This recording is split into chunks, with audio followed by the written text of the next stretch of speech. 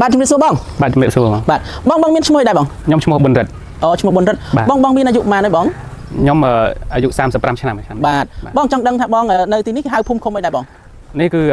ភូមិដំណាក់ចាស់ឃុំសម្បួរស្រុកកន្លាញ់ខេត្តសៀមរាបបាទនៅខាងខេត្តសៀមរាបបងចង់ដឹងថាពីមុនមកបងមិនទាន់បានប្រើផលិតផលណាកូស៊ីនេះបងមានបញ្ហាអាឡែស៊ីអីខ្លះដែរបង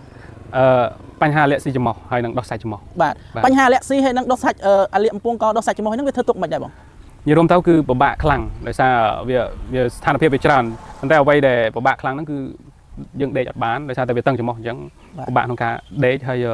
ពេលខ្លះវាធ្វើទុកវាធ្វើឲ្យយើងហួលមកភ្នែកnếuពេលដែលធ្វើទុកខ្លាំងគឺភ្នែកយើងហៀទឹកភ្នែកមកមើលអីស្វាំងអញ្ចឹងមកបាទវាលក្ខណៈធ្ងន់ធ្ងរបាទអាហ្នឹងផលរំខានដែលបងបានកើតនឹងបងហ្នឹងហើយរួមក្រៅពីហ្នឹងវាមានឈឺក្បាលមានអីចឹងណាបាទច្រើនបាទមានរបស់តិចរបស់ភ្នែកនេះបងមានតិចហើយនឹងច្រមុះភ្នែកគឺលមាស់ហ្មងខ្លាំងបាទនិយាយរួមពេលខ្លះយើងញីភ្នែករហូតដល់ក្រហមមើលបាត់ចង់ឃើញបាទហើយជួបបងហូបរបស់តិចរបស់ផ្អាប់អីបានទេបងពិបាកយើងហូបបានប៉ុន្តែគាត់តែពេលហូបហើយវាធ្វើទុកខ្លាំងបាទបងអញ្ចឹងបងប្រើផលិតផលណាកូស៊ីនេះបងប្រើប្រមាណគ្រាប់ទៅដឹងពីលទ្ធផលថាបានធូរបាននិ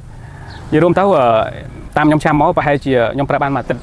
យើងដឹងពីលទ្ធផលថាវាជួយកាត់បន្ថយការតឹងច្រមុះ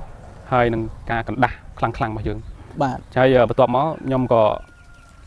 ញ៉ាំវាបានអស់2កំប៉ុងបាទទាំង2កំប៉ុងរហូតមកដល់បច្ចុប្បន្ននេះអ្វីដែលខ្ញុំរៀបរាប់ពីខាងដើមដូចជាតឹងច្រមុះផ្ដាសាយកណ្ដាស់ហើយនឹងការលមាស់ភ្នែកលមាស់ច្រមុះតិចអីហ្នឹងវាកាត់បន្ថយច្រើនប៉ុន្តែដោយសារតែខ្ញុំកើតអារោគហ្នឹងវាច្រើនឆ្នាំហើយវាតាំងពីឆ្នាំ2006មករហូតមកដល់ឥឡូវវា20ឆ្នាំហើយសម្រាប់ខ្ញុំអូបាទកើតយូរហើយដែរបងអញ្ចឹងបាទកើតយូរមែនទែនបាទហើយជួបបងកើតយូរជាងគេហ្នឹងធ្វើទុកអីគេដែរទៅបងគឺវាធ្វើទុកដូចខ្ញុំបានរៀបរាប់មកអញ្ចឹងយើងពិបាកក្នុងការដេកហើយការចងចាំរបស់យើងក៏បាត់បង់ច្រើនជួនកាលយើងឈឺក្បាលដូចអត់មានមូលហេតុអីចឹងណាតែចំណុចដែលខ្លាំងបំផុតគឺដង្ហើមរបស់យើងហ្នឹងគឺយើងពិបាកដកដង្ហើមដោយសារវាតឹងច្រមុះហើយពេលដែលយើងនិយាយមកគឺសំឡេងយើងក៏ងូអញ្ចឹងហ្មងប៉ុន្តែបច្ចុប្បន្ននេះខ្ញុំមានអារម្មណ៍ថាវាប្លែកច្រើនដោយសារតែខ្ញុំបង្រៀនផងអញ្ចឹងទៅការនិយាយរបស់ខ្ញុំវាអត់សូវមានបញ្ហាទេពីមុនពងករបស់យើងនៅពេលដែលយើងចាប់ដើមនិយាយវាហាក់បីដូចជាមាន slash មានអីជាប់នៅនឹងរហូតពេលដែលនិយាយគឺត្រូវកាហាមអញ្ចឹងមកអូបងតាក់ទងនឹងពងកដែរអញ្ចឹងបងដោយសារបងបរៀនច្រើនអីទៅបាទធ្វើឲ្យពងកយើងដូចថាពិបាកបាទមានអាលៀកមានអីដែរបងពងកបងធ្លាប់ទៅពេទ្យគេថាមានអាលៀកមានអីខ្លះដែរពីមុនណាប៉ុន្តែពេលហ្នឹងក៏ពេទ្យគេឲ្យថ្នាំបំបត្តិអាលៀកអីចឹងទៅតែវាមិនអាចជាដាច់ទេបាទដល់ពេលយើងងាកមកប្រើផលិតផលណាកូស៊ីនេះគឺបានធូរច្រើនបានជាច្រើនទេបងខ្ញុំគិតថាយ៉ាងអន់ណាស់ក៏70ទៅ80%ដែរសម្រាប់ខ្ញុំផ្ទាល់បាទហើយជួបពីមុនមកបងធ្លាប់ប្រើនៅផលិតផលអីផ្សេងក្រៅពីផលិតផលណាកូស៊ីទេបងច្រើននិយាយរួមទៅផលិតផលដែលខ្ញុំប្រើកន្លងមកឲ្យតែឃើញតាមអនឡាញមានគេផ្សព្វផ្សាយអីទាំងពី spray បាញ់ច្រមុះបាញ់អីគឺខ្ញុំប្រើច្រើនមែនទែនប៉ុន្តែគ្រាន់ថាវាបានត្រឹមតែមកជួយពេលខ្លះយើងតឹងច្រមុះខ្លាំងចឹងបានត្រឹមមកធូរ1ម៉ោង2ម៉ោងអញ្ចឹងទៅបាទក្រោយមកក៏វាដដែលអញ្ចឹងទៅប៉ុន្តែនិយាយដោយស្មោះត្រង់អាហ្នឹងមិនមែនជាការបញ្ចូលឬក៏កុហកថែមអីអត់ទេគឺនិយាយតាមការពិតនៅពេលដែលខ្ញុំផឹកអាថ្នាំនេះទៅវាជួយច្រើនមែន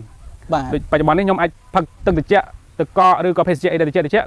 ក៏វាអត់ធ្វើទុកដូចពីមុនដែរពីមុនគឺប៉ះបានហ្មងបាទឲ្យតែមានរបស់ណាដែលត្រជាក់របស់ផ្អាប់របស់អីដាក់ទៅគឺដឹងតែយប់ឡើងគេងហូរទឹកភ្នែកហ្មងបាទតែឥឡូវបងបាត់អស់ជាអស់ហើយចឹងបងវាមិនថាជាអស់ទេព្រោះសាច់ច្រមុះខ្ញុំនៅមើលឃើញប៉ុន្តែគ្រាន់ថាអាសភាពដែលធ្វើទុកហ្នឹងគឺវាអស់70ទៅ80%បាទចឹងធូរជាបានច្រើនបងបាទចឹងបងជាចុងក្រោយហ្នឹងបងមានពាក្យពេចន៍អីសម្រាប់ផ្ដាច់ផ្ដាំទៅពុកម៉ែបងប្អូនឲ្យគាត់មិនទាន់បានប្រើមិនទាន់បានឃើញនៅផលិតផលណាកូស៊ីហ្នឹងប្រើបានជាដូចបងណាបាទចឹងខ្ញុំសូម